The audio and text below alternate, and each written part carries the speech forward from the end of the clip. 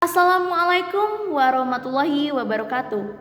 Perkenankanlah saya untuk memperkenalkan diri saya kali ini. Saya Sefti Nurzabina Sofyan dari tim pemerintah selaku pembicara pertama yang bertugas untuk memaparkan definisi dan menyampaikan latar belakang dari perdebatan kali ini. Sekaligus bertugas untuk menyampaikan poin-poin penting dari argumen tim kami. Dewan Juri yang terhormat, sidang perdebatan kali ini berjudul "Di negara-negara dengan tingkat korupsi tinggi, seleksi penerimaan mahasiswa baru hanya didasarkan pada indeks integritas sekolah dan indeks kejujuran siswa". Tim kami sudah merangkum latar belakang dari sidang mosi perdebatan kali ini. Dan perlu diketahui bahwa pada tahun 2016, Kepala Pusat Pendidikan atau Kementerian Pendidikan Kebudayaan yaitu Nizam telah mengumumkan sekolah yang mempunyai indeks integritas yang rendah. Maksudnya indeks integritas sekolah yang rendah. Bahkan Nizam menuturkan bahwa indeks integritas tersebut akan digunakan dalam pertimbangan penerimaan mahasiswa baru. Hal ini tentunya sangat-sangat membuat perdebatan di antara para pelajar dan sangat-sangat membuat resah di antara para pelajar. Tim kami setidaknya telah merangkum 3 kata kunci utama yang yang diambil dari Kamus Besar Bahasa Indonesia. Pertama, integritas. Integritas berarti mutu, sifat atau keadaan yang menunjukkan kesatuan yang utuh sehingga memiliki potensi dan kemampuan untuk memancarkan kewibawaan atau kejujuran. Selanjutnya, kata kunci yang kedua ialah kata korupsi.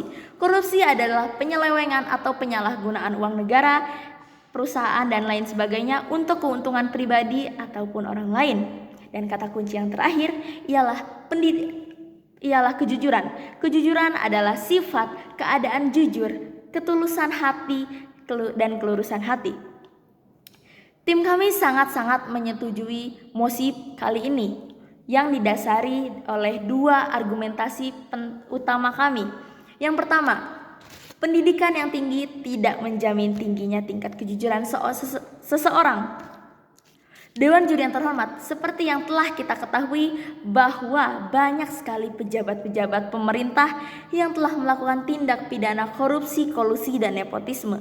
Sebut saja salah satu contohnya yaitu mantan Ketua Mahkamah Konstitusi, yaitu Akil Mokhtar. Dengan riwayat pendidikannya yang tinggi, bahkan ia mencapai gelar doktor di salah satu universitas negeri ternama yang ada di Indonesia. Namun, sayangnya ia terjerat kasus suap sengketa pilkada. Hal ini berarti menunjukkan bahwa pendidikan yang tinggi tidak menjamin karakter kejujuran yang tinggi juga pada seseorang.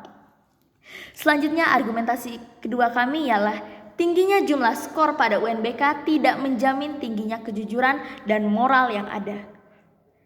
Dewan Juri yang terhormat, hal ini bukan lagi rahasia. Hal ini sudah menjadi rahasia publik bahwasannya banyak para siswa yang mendapatkan bocoran mengenai soal-soal UNBK sebelum UNBK tersebut dimulai.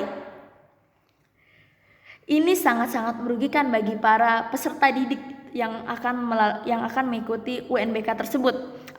Karena mereka telah belajar dari pagi hingga malam dan mereka telah merelakan waktu tidur mereka untuk belajar dan untuk mempertaruhkan skor UNBK tersebut. Ini sangat-sangat menunjukkan bahwa ini adalah korupsi yang terjadi pada peserta didik. Lalu jika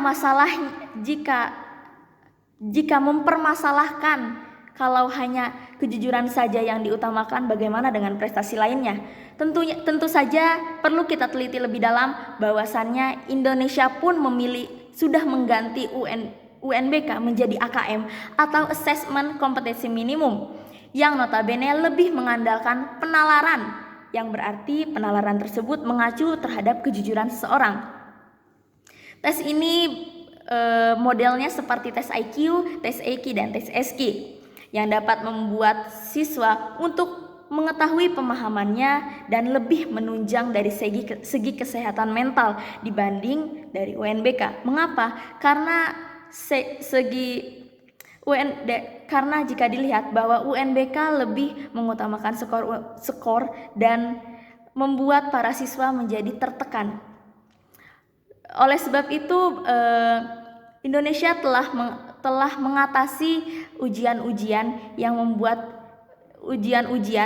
membuat murid yang tadinya dapat mendapat bocoran kini tidak dapat mendapatkan bocoran lagi. Karena apa? Karena lebih mengutamakan kejujuran dan penalaran ataupun pemahaman para siswa tersebut. Dengan ini tim kami menyatakan bahwa tim kami sangat-sangat menyetujui dari mosi perdebatan kali ini. Indonesia sudah banyak orang pintar, Indonesia sudah banyak orang berprestasi, namun Indonesia kekurangan orang yang jujur. Prestasi perlu digapai, namun kejujuran juga perlu digapai. Tim kami sangat-sangat menyetujui sidang mosi perdebatan kali ini yang berjudul "Di negara-negara dengan tingkat korupsi tinggi, seleksi penerimaan mahasiswa baru hanya didasarkan pada indeks integritas sekolah dan indeks kejujuran siswa." Tim kami setuju oleh mosi ini dan saya Syafin Nurzabiana Sofyan. Wabillahi taufiq wal hidayah. Wassalamualaikum warahmatullahi wabarakatuh. Terima kasih.